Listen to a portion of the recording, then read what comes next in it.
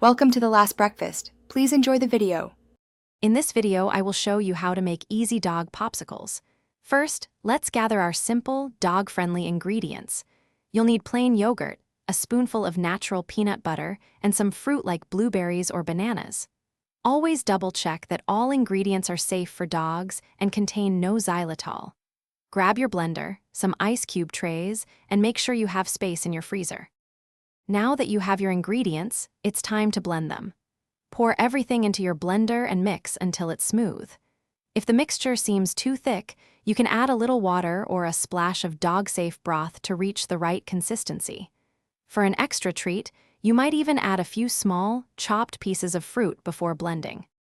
Once your mixture is perfectly blended, carefully pour it into your ice cube trays or silicone molds.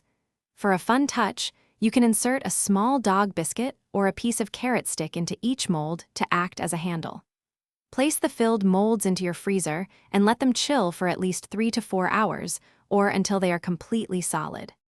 When your dog popsicles are fully frozen, simply pop them out of their molds. You can offer 1 or 2 to your furry friend, depending on their size and how much of a treat they deserve. Remember, these are treats, so moderation is key.